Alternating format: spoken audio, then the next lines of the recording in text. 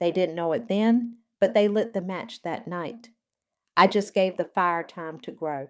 My name is Jacqueline, and 10 years ago I watched my brother Carson marry his college sweetheart in what our father called the wedding of the century. The ballroom sparkled with crystal chandeliers and enough white roses to fill a greenhouse. Everyone who mattered in our social circle was there, dressed to the nines and ready to celebrate the golden boy's perfect day. I sat at table 12, not the family table, mind you. That honor was reserved for Dad's business partners and Mom's country club friends. I wore a navy dress I'd bought on sale, nursing a glass of champagne I couldn't really afford, and watching my family perform their favorite show, Worshipping Carson. Ladies and gentlemen, Dad's voice boomed across the reception hall as he tapped his crystal glass with a silver spoon. The room fell silent instantly. Roland Woods commanded that kind of attention, always had, always would. If I may have your attention for a toast to my son. The crowd turned toward the head table where Carson sat grinning, his arm around his bride. Even from across the room, I could see Dad's chest puffing with pride. Carson has always been everything a father could ask for, Dad continued, his voice carrying that practiced authority he used in boardrooms. Star athlete in high school, summa cum laude at Harvard, now the youngest partner in his firm's history. He's proven time and again that he has what it takes to carry on the Woods legacy. Applause rippled through the crowd. I clapped too, because what else do you do? Sit there like a statue while 300 people celebrate your brother's perfection? Carson represents the very best of our family values, Dad went on. Ambition, excellence, leadership. He's the perfect son, and I couldn't be prouder to call him my heir. The word heir hit me like a slap, not child or kid, heir, as if Carson was inheriting a throne instead of just being Dad's favorite. More applause. Carson stood up, modest smile plastered on his face, and raised his own glass. Thank you, Dad. I won't let you down. You never have, son. You never have. The crowd erupted in cheers. I forced myself to smile and clap harder, even though my chest felt tight and my face burned. 22 years old and still invisible at my own brother's wedding. That's when Dad caught my eye across the room.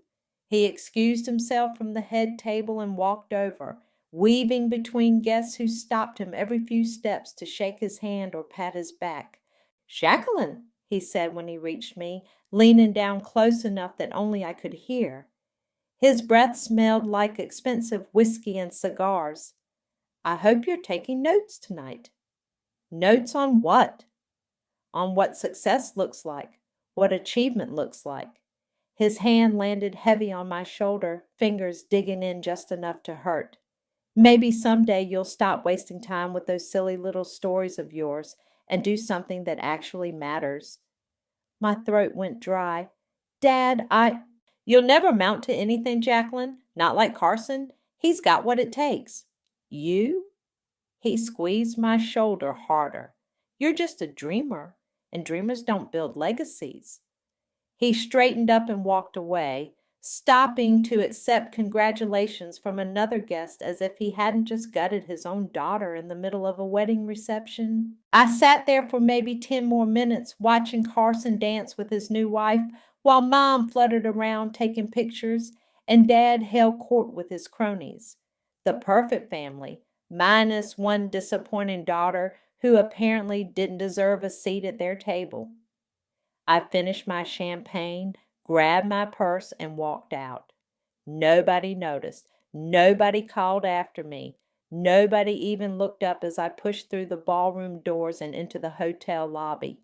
Standing there in my discount dress with mascara probably smudged under my eyes, I made a decision that would change everything. I was done begging for their approval, done trying to fit into their narrow definition of success, done being the family disappointment. If they wanted to write me off as a dreamer who'd never amount to anything, fine. I'd show them exactly what this dreamer could do. I just needed time to build the fire. The notification sound on my phone pulled me from sleep at 6 a.m., then another and another. I rolled over in my Manhattan apartment and grabbed my phone, squinting at the screen. 17 missed calls from Riley, my agent. 23 text messages. My Twitter mentions had exploded overnight. The little red notification showed 9 plus. What the hell? I muttered, sitting up and calling Riley back. She picked up on the first ring. Jacqueline, finally, have you seen the news? I just woke up. What news? The Gilded Lie hit #1 on the New York Times list. Not just fiction, overall. You're trending on social media. Entertainment Weekly wants an interview, and that's just the beginning. I stumbled to my laptop, still in my pajamas. The headlines made my coffee mug freeze halfway to my lips. Mystery author's family saga takes world by storm. The Gilded Lie, fiction or thinly veiled memoir. Readers decode real family behind best-selling novel. Holy shit, I whispered. Language, darling. But yes, holy shit indeed. Riley's voice crackled through the phone. The internet detectives are having a field day. They're matching scenes from your book to old society page photos. Someone found your brother's wedding announcement from 10 years ago, and they're comparing it to chapter 3. I clicked on a Reddit thread titled, "The Gilded Lie Makes Real Life." The top comment had over 3,000 upvotes. Guys, I think this book is about the author's actual family. The golden son character who gets everything handed to him while the daughter is ignored. The father who calls her worthless at a wedding. I found pics of Jacqueline Woods at her brother's wedding in 2014, and she looks miserable. This isn't fiction. This is revenge. Riley, this is getting out of hand. Out of hand? Jacqueline, you're about to be the most talked about author in America. Your publisher is already asking about a sequel. I scrolled through more comments. People were dissecting every chapter, every character. They'd figured out that the controlling patriarch in my book matched my father's business profile. They'd connected the dismissive mother to old charity gala photos where my mom looked right through me. They're treating it like a puzzle, I said, like they're solving some mystery. Because you gave them one. That book reads like a tell-all disguised as fiction. You had to know this would happen. She was right. I had known. Every scene I'd written, every cruel word I'd put in the father character's mouth, every moment of favoritism I described, I'd pulled it straight from my childhood. I'd just changed the names and called it fiction. My phone buzzed with an unknown number. I almost ignored it, but something made me answer. Jacqueline? The voice was shaky, uncertain. It took me a second to recognize it. Mom? Yes, it's me, Joanna, your mother. 10 years. 10 years since we'd spoken, and now she was calling because my book was trending. I saw the news, she continued, about your book. It's called The Gilded Lie. You can buy it at any bookstore. Jacqueline, we need to talk. It's urgent. Can you meet us somewhere? Your father and I, we? I almost laughed. Since when is there a we that includes me? Please, this is important. There are things happening, things you don't understand. The book, the publicity, it's causing complications. What kind of complications? A long pause, the kind that could destroy everything we've built. I looked at my laptop screen at the thousands of comments from readers who saw themselves in my story. Women who'd been dismissed by their families, overlooked for brothers who could do no wrong, told they'd never amount to anything. Good, I said. Jacqueline, I'm hanging up now. Wait, please, just one meeting, one conversation. If you ever cared about this family, if I ever cared? The words came out sharper than I intended. I cared for 22 years. I cared until Dad told me I'd never amount to anything. I cared until you acted like my dreams were embarrassing hobbies. I cared until you made it crystal clear that Carson was the only child who mattered. That's not, we never meant. Yes, you did. You meant every word, every dismissal, every time you chose him over me. And now my book is #1 and you're calling because it's causing you problems? That's not my problem anymore. But even as I said it, curiosity gnawed at me. What complications? What had my success done to their perfect little world? One meeting, Mom said quietly. Please, just one. I stared at my reflection in the laptop screen, at the woman I'd become despite everything they'd done to break me down. Fine, one meeting, but I choose where and when. Thank you, Jacqueline. Thank you. After I hung up, Riley's voice came back through the other line. Who was that? The past, I said. Apparently it wants to have a conversation. I chose the most expensive restaurant in Manhattan. If they wanted to grovel, they could pay premium prices for the privilege. The Meridian sat on the 52nd floor of a glass tower, all floor-to-ceiling windows and white tablecloths that probably cost more than most people's rent. I arrived 15 minutes early and claimed a corner table with a view of Central Park. Let them come to me. Dad walked in first, scanning the room like he owned it. Same commanding presence, same perfectly tailored suit. But something was different. His shoulders seemed tighter, his jaw more rigid. Mom followed 2 steps behind, clutching a designer purse like a shield. They spotted me and approached with careful smiles, the kind of smiles you give a dangerous animal you're trying not to spook. Jacqueline, Dad said, extending his hand, you look successful.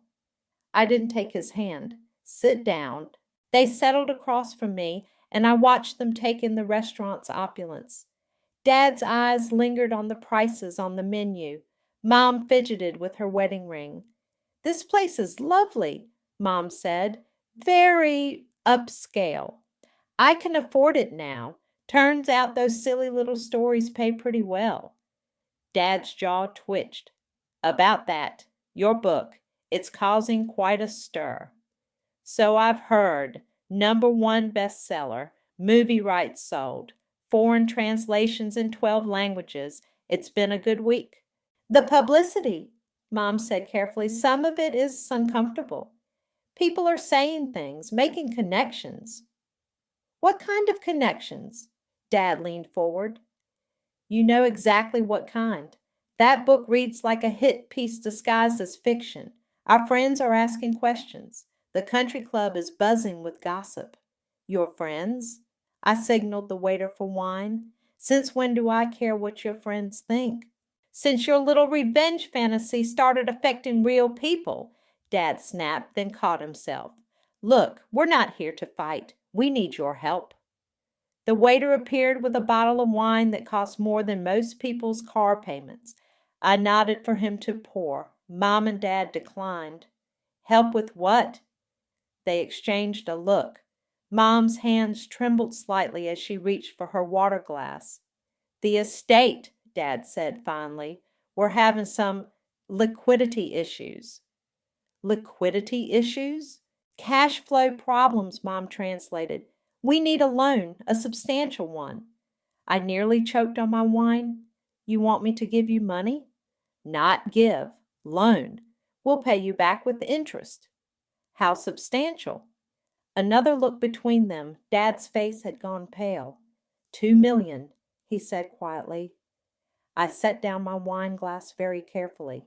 $2 million. The house is mortgaged to the hilt, Mom said, words tumbling out in a rush. The business investments went bad. Carson's startup failed and he borrowed against the estate without telling us. We could lose everything. Carson borrowed against the estate? Dad's hands clenched on the table.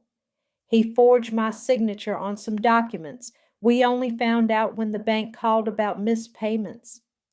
Your golden boy committed fraud? It wasn't fraud, Dad said sharply. It was a misunderstanding, a mistake, a $2 million mistake. The point is, Mom interrupted, we need help from family. You're doing so well now, and you thought what? That I'd just hand over millions to the people who spent my entire childhood telling me I was worthless? We never said you were worthless, Mom protested. Dad literally told me I'd never amount to anything at Carson's wedding in front of 300 people. Dad shifted in his seat.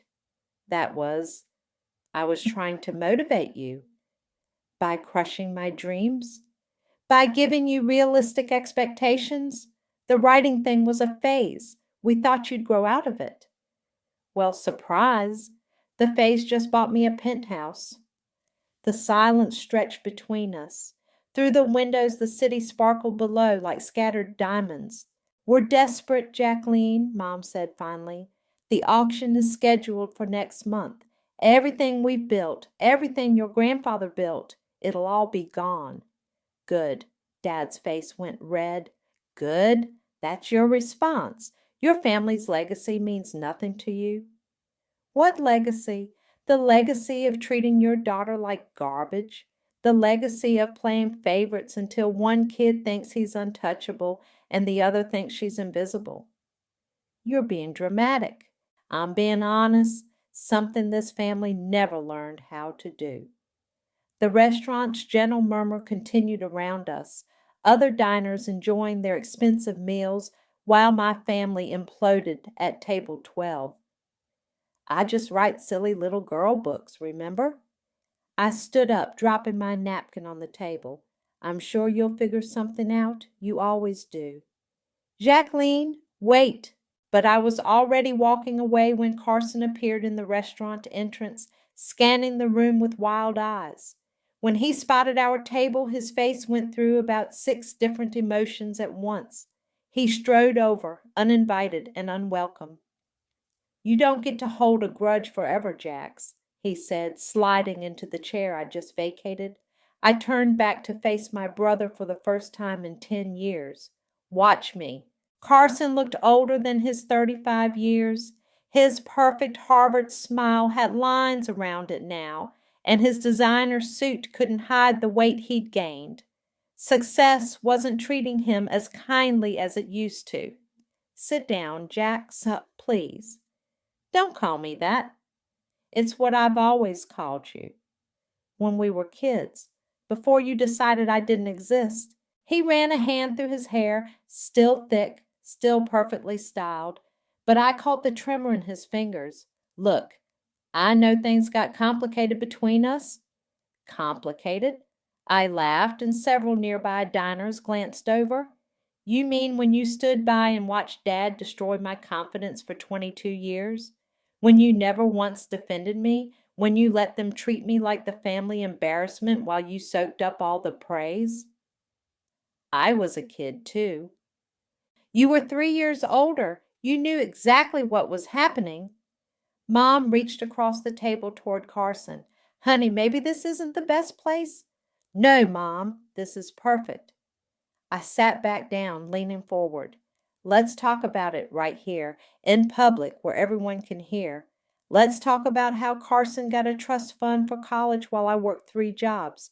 Let's talk about how you paid for his wedding but didn't even RSVP to my graduation. We were busy that weekend, Dad said weakly. You were in the Hamptons. I saw the photos on Mom's Facebook. Carson shifted uncomfortably. Jacqueline, the money situation is serious. The house? The house where you got your own wing while I shared a bathroom with the guest room? That house? You're being petty. I'm being accurate. A woman at the next table was openly staring now. I recognized her from the society pages. One of Mom's country club friends. Perfect. You know what's funny, I continued, raising my voice just enough. I wrote a book about a family exactly like ours. A father who plays favorites, a mother who enables it, a golden son who can do no wrong, and a daughter who gets treated like dirt. And somehow everyone thinks it's fiction. Carson's face went white. You didn't. Oh, I did. Chapter 7 is particularly good. It's about a wedding where the father makes a toast calling his son perfect while telling his daughter she'll never amount to anything. Ring any bells? Jesus Christ, Jacqueline. Carson looked around the restaurant. People are listening. Good. Let them listen. Let them hear about how the perfect Carson forged Dad's signature and lost the family fortune on a startup that sold overpriced smoothies to college kids. How did you? I have friends in publishing, friends in journalism, friends who know how to find information. I smiled sweetly. Amazing what people will tell you when you're a best-selling author. Mom was crying now, quiet tears that she kept dabbing with her napkin. Please stop. People are staring. You mean like how people stared when Dad humiliated me at Carson's wedding? Funny how you only care about public embarrassment when it's happening to you? Carson leaned across the table. Fine. You want an apology? I'm sorry. We all are. We screwed up. We treated you badly. Is that what you want to hear? It's a start. Good. Now can we talk about the loan? I started laughing, actually laughing loud enough that the entire restaurant could hear. You think an apology fixes 22 years of emotional abuse? You think saying sorry entitles you to my money? It's not just money, Dad said desperately. It's family, blood, legacy. Whose legacy? The legacy you built while ignoring half your children? The legacy Carson destroyed with his stupidity and fraud? I didn't commit fraud, Carson snapped. You forged legal documents. That's literally fraud. The woman at the next table pulled out her phone. I could see her typing furiously. By tomorrow, this conversation would be all over social media. You know what the best part is? I stood up again, this time for good. My book is getting optioned for a Netflix series. They want to call it The Golden Child. 3 seasons minimum. The whole world is going to see what you people are really like. Carson shot to his feet. You can't do that. We'll sue. For what? It's fiction, remember? Just silly little girl stories that don't mean anything. Jacqueline, Mom pleaded, we're your family. No, you're the people who gave birth to me and then spent 32 years wishing you hadn't. There's a difference. I pulled out my credit card and dropped it on the table. Lunch is on me. Consider it charity. As I walked toward the exit, I heard Carson call after me. This isn't over, Jax. I turned back one last time.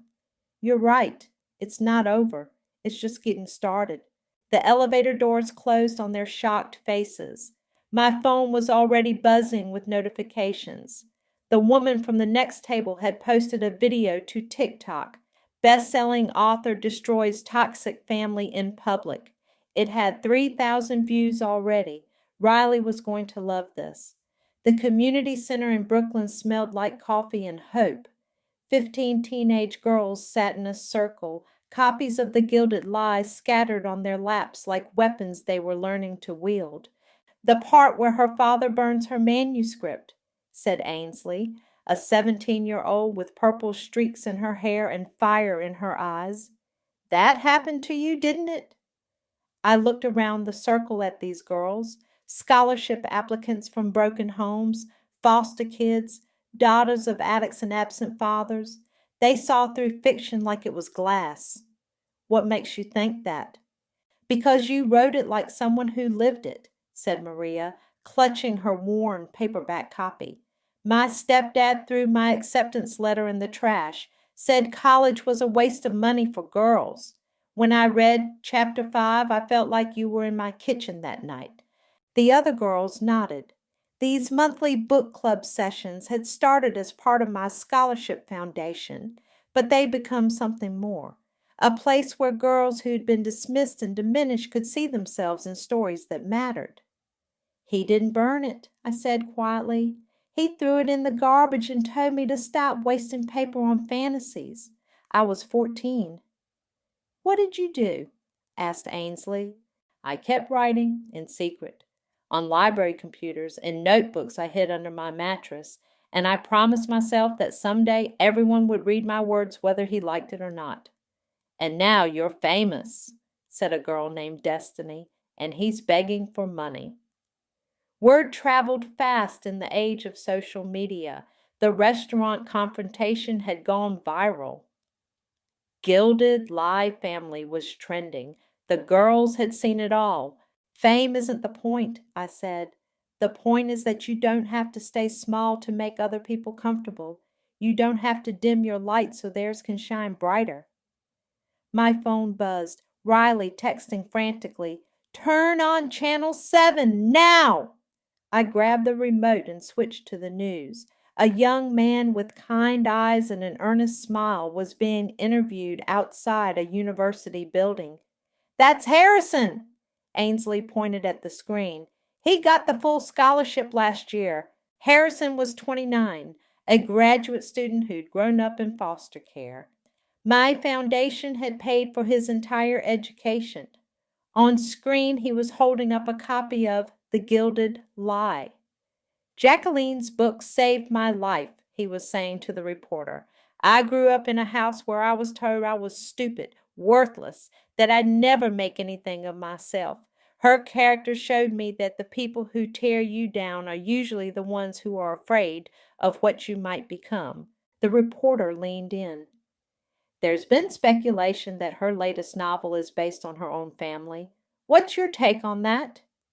Harrison's smile was gentle but fierce. "If it is, then she's done what every survivor dreams of doing.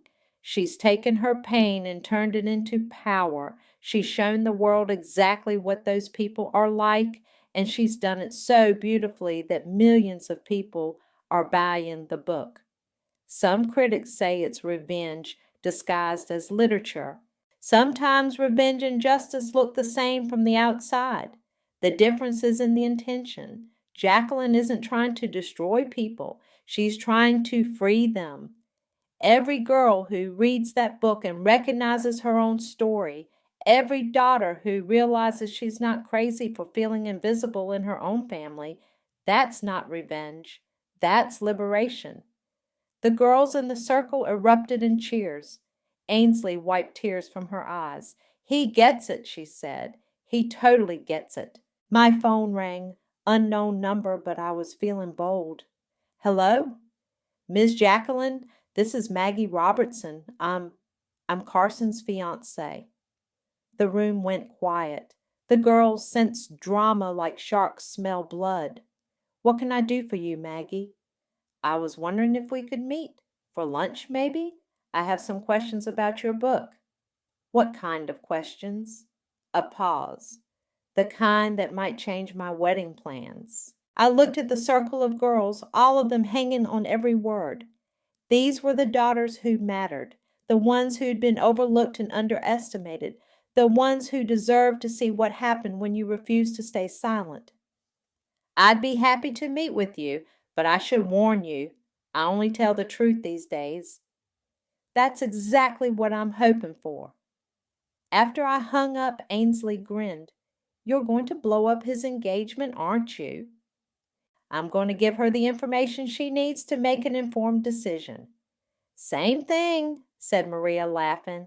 "Sometimes," I said, "the truth is the most powerful weapon you can wield." Harrison's interview was still playing on the TV. He was talking about his new book dedicated to me. The girls watched with rapt attention, seeing their own futures reflected in his success. "Guess who's about to headline my sequel?" I murmured, thinking of Carson's forged documents sitting in my lawyer's file. The girls heard me and burst into applause. The Hamptons estate looked like something from a fairy tale, if fairy tales included valet parking and security guards checking guest lists. Carson's second wedding was supposed to be the event of the season, old money marrying older money with enough champagne to float a yacht. I arrived fashionably late in a black dress that cost more than my parents' monthly mortgage payment. The irony wasn't lost on me. "Jacqueline!" Maggie appeared at my elbow before I'd even cleared the entrance. She looked stunning in a way that money could buy. Perfect hair, perfect makeup, perfect desperation barely hidden behind perfect teeth. "I'm so glad you came. Wouldn't miss it for the world." She glanced around nervously. "Did you bring it?" I patted my clutch. "Signed and personalized, just like you asked." 3 days earlier, Maggie and I had met for lunch at a quiet cafe in Soho. She'd read The Gilded Lie cover to cover twice, and the questions she'd asked weren't about plot or character development. "The father in your book," she'd said, stirring her salad absently. "The way he manipulates financial documents. The way he teaches his son that rules don't apply to them. That's not fiction, is it?" "What makes you think that?" "Because Carson's been lying to me about money, about debts, about why his family's estate is being auctioned off." Her voice had cracked slightly. "My parents hired a private investigator. They found things, forged signatures, bad investments, a pattern of deception going back years." Now, standing in the middle of Carson's wedding reception, Maggie looked like a woman on the edge of a very important decision. "Where is he?" I asked. "Schmoozing with my father's business partners, trying to convince them to invest in his next venture." She laughed bitterly. "He doesn't know that Daddy already knows about the fraud." The ballroom was a sea of designer gowns and expensive suits. I recognized half the faces from society pages and financial magazines. These were the people who mattered in my parents' world, the ones whose opinions could make or break reputations. "Jacqueline?" A familiar voice made me turn. Mom stood behind me, clutching Dad's arm like a life preserver. They both looked older than they had at the restaurant, worn down by weeks of scandal and financial stress. "You came," Dad said, and I couldn't tell if he was relieved or terrified. I wouldn't miss Carson's big day again. "Please," Mom whispered, "can we just get through tonight without any drama?" "I'm not here to cause drama. I'm here to celebrate love." Before they could respond, a commotion near the bar caught everyone's attention. A young woman with a press badge was trying to get past security, arguing loudly with a guard. "I'm with Entertainment Weekly," she was saying. "I have an exclusive interview scheduled with Jacqueline." The guard looked confused. Half the room was now staring in our direction. "I didn't schedule any interviews," I said loudly enough for nearby guests to hear, "but the documentary crew said."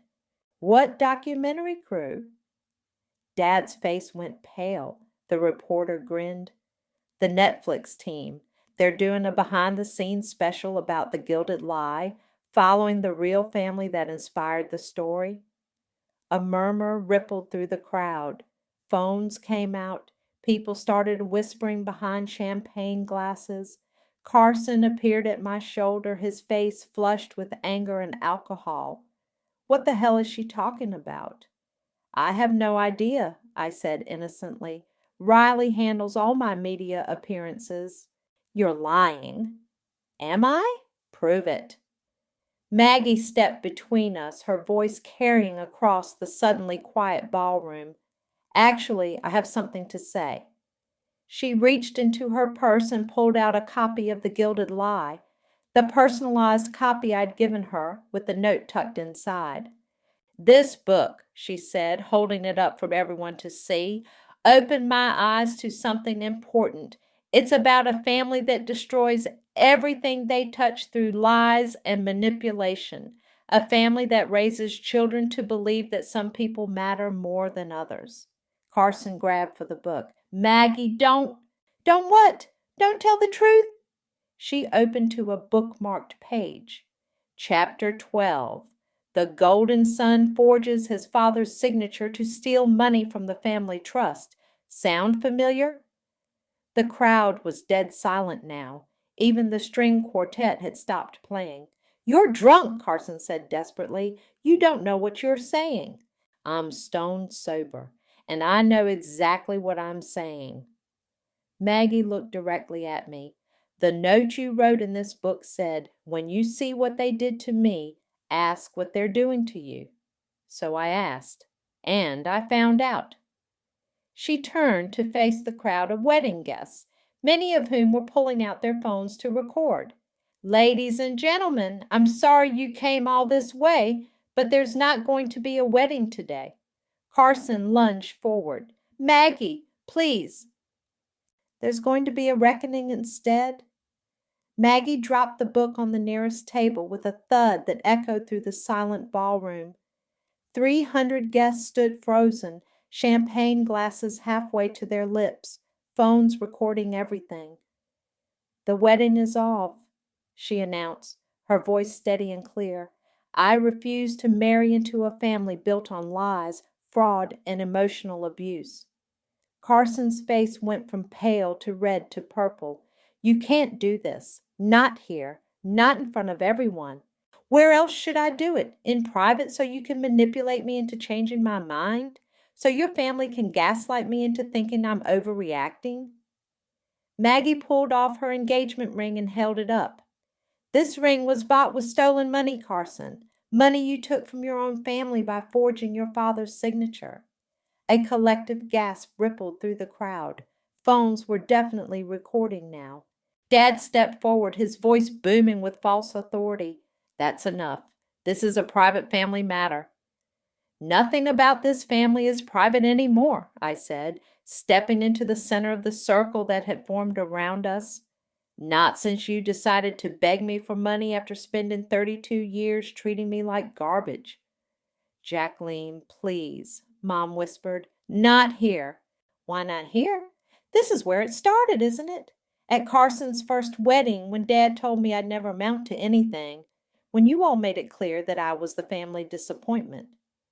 I looked around at the faces staring back at me, society wives, business moguls, trust fund kids who'd never worked a day in their lives. These were my parents' people, their world. You want to know the truth about the gilded lie?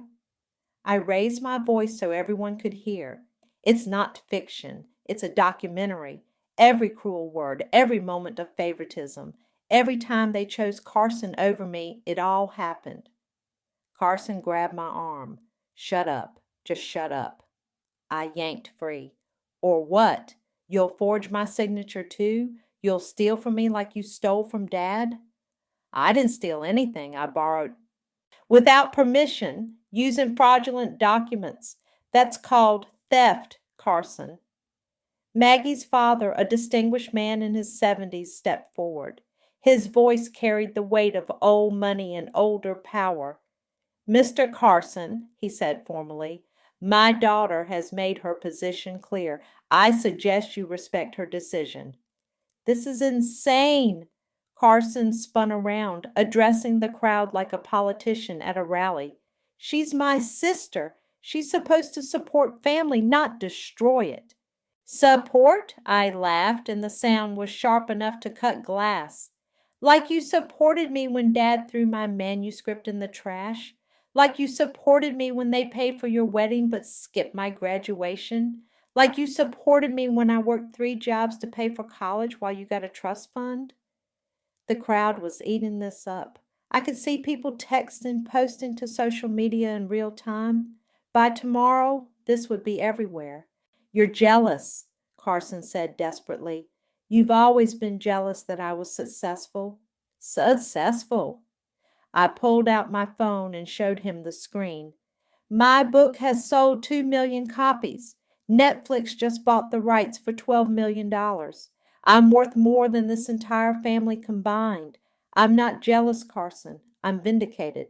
A woman in the crowd started clapping, then another, then a whole section of guests, mostly the younger ones, the daughters and wives who recognized themselves in my story.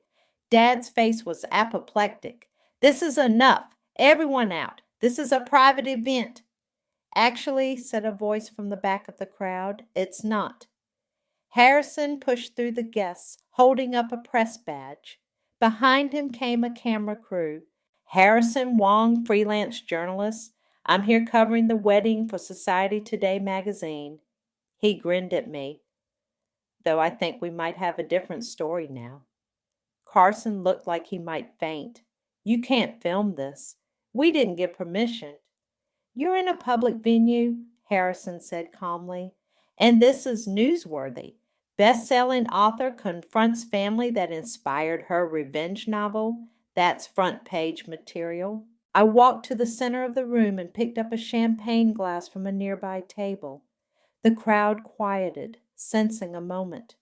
"I'd like to make a toast," I said, raising the glass high, "to sons who burns down legacies and daughters who rise from the fire." The applause was thunderous. Not from everyone. Dad's business cronies looked mortified. Mom's country club friends were scandalized, but from enough people to matter. The younger generation, the ones who understood what it meant to be dismissed and diminished. "To families who think love comes with conditions," I continued, "and to the children who proved them wrong by succeeding anyway." More applause.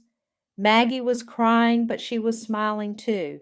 "And finally," I said, looking directly at my parents, "to the people who told me I'd never amount to anything, thank you for the motivation." I drained the champagne glass and set it down. The standing ovation lasted 5 full minutes. The auction house buzzed with activity as strangers wandered through my childhood home, examining furniture like vultures picking over bones. I stood in the foyer where I'd once hidden behind the banister to listen to my parents' dinner parties, watching everything I'd grown up with get tagged with lot numbers. "Lot 47, the auctioneer called out. "Mahogany dining table, seats 12, circa 1920. The same table where Dad had carved the Thanksgiving turkey while lecturing me about my unrealistic career goals. A tech entrepreneur from Silicon Valley bought it for $8,000. "Jacqueline," I turned to find Alvin, the family lawyer, approaching with a manila envelope. He looked uncomfortable, like a man delivering bad news to people he'd once considered friends. "The final paperwork," he said, handing me the envelope. "The house sale, the remaining assets, the settlement of debts. It's all done." "And my parents?"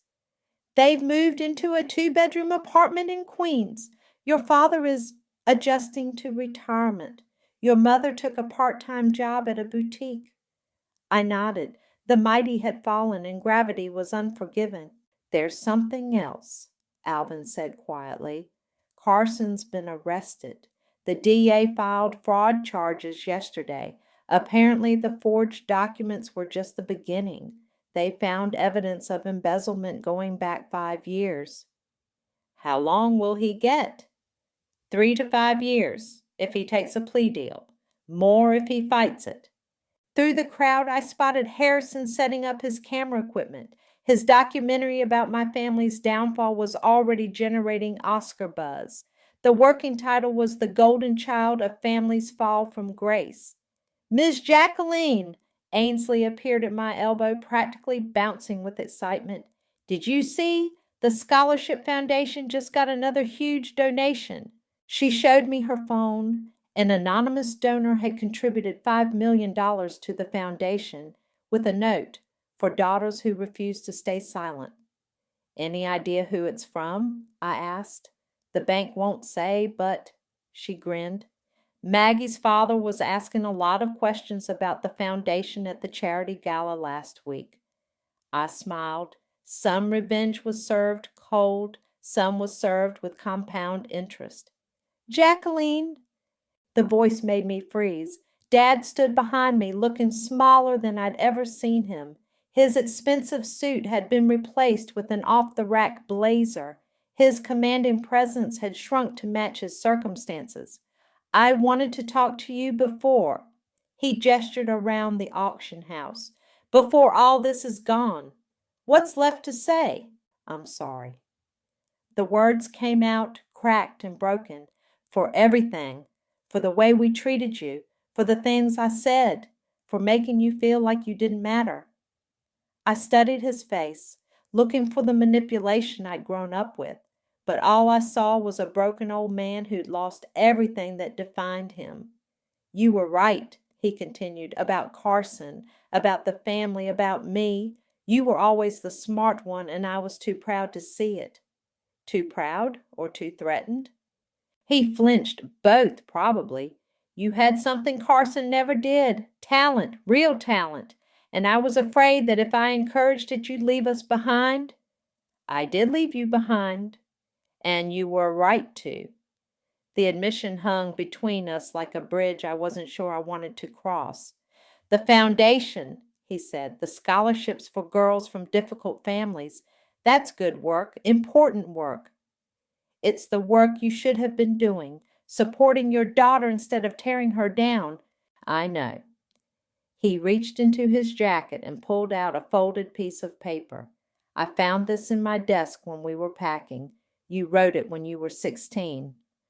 I unfolded the paper. It was a short story I'd written for English class about a girl who saves her village by speaking truth to power. At the bottom, in red ink, was my teacher's note. Exceptional work, Jacqueline. You have a gift. I kept it, Dad said quietly. Even after I threw your other stories away. I kept this one because I knew she was right. You did have a gift, and I was terrified of what you'd do with it. I folded the paper carefully and put it in my purse. Goodbye, Dad. Goodbye, Jacqueline. I'm proud of you. I should have said that a long time ago. He walked away, disappearing into the crowd of strangers buying pieces of his former life. Harrison approached with his camera. Ready for the final interview?